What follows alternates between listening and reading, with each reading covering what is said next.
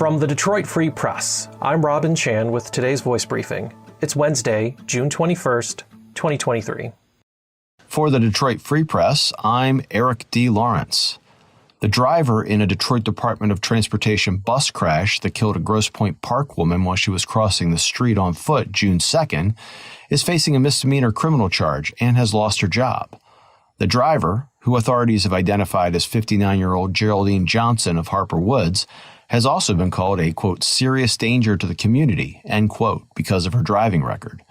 Dawn White, the magistrate who handled Johnson's arraignment in 36th District Court, says Johnson has been involved in 8 crashes since 2015, although not all of them are said to be her fault.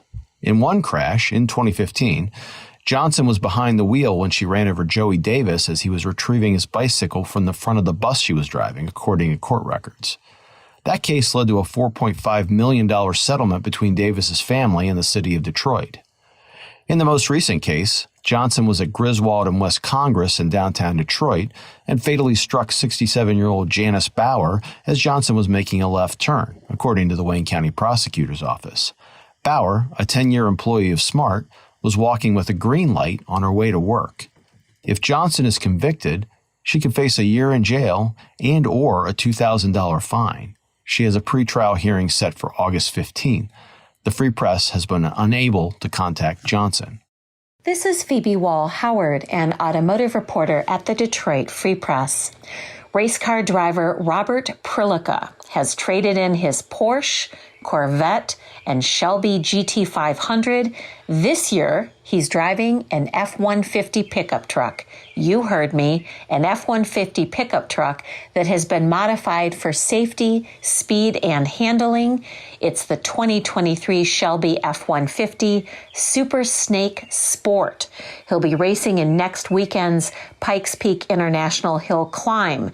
It's called the Race to the Clouds for a reason. The race includes 156 hairpin turns. It's 12.42 miles on the highest summit of the Southern Front Range of the Rocky Mountains. An incredible race that draws more than 30,000 fans. Go to freep.com to find out what it all means. Freep.com for this unbelievable story. I'm Susan Tompor, and I'm a columnist at the Detroit Free Press. Car prices continue to remain high, but there's a bump in the road ahead, experts warn. As the economy starts to slow down, drivers who took on car loans at high interest rates and paid sky-high prices could face some headaches as car values pull back. The car you're looking to trade in could be worth far less than you imagine, and you could owe much more money on the car than it's worth.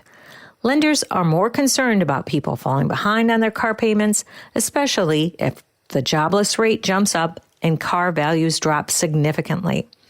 Negative equity, or owing more on your car than it's worth, is building, particularly in used cars bought by subprime borrowers, according to a new study by TransUnion and J.D. Power. Real problems pop up when the buyer wants to get a new car but doesn't have thousands of dollars sitting on the sideline to cover that old loan. You might have to take on an even bigger car loan and even bigger monthly payments to get a new set of wheels. It's a good idea to take such risks into account, perhaps setting more money on the sidelines to cover any extra money that you might owe when you need to get that next car. Lenders will be carefully watching how young consumers pay off their regular bills once payments on federal student loans resume, which is expected to happen in October. I'm Andrew Burkle with the Free Press Sports Department, and the end of June means it's draft season. And as diehard fans know, you can't believe everything you hear this time of the year. Detroit Red Wings general manager Steve Yzerman spoke with the media on Tuesday, and with the NHL draft just a week away, it's safe to say fans and journalists will be picking apart every piece of information they can get their hands on. So when Stevie Y said he plans on picking 9th, it certainly grabbed people's attention. After a tough season, the Red Wings again suffered poor lottery luck and were handed the 9th pick in the draft. But Yzerman has been doing this job long enough to know you can't leave yourself without an out. So of course, there was a caveat. Yzerman said, as I sit here today, I plan on picking 9th.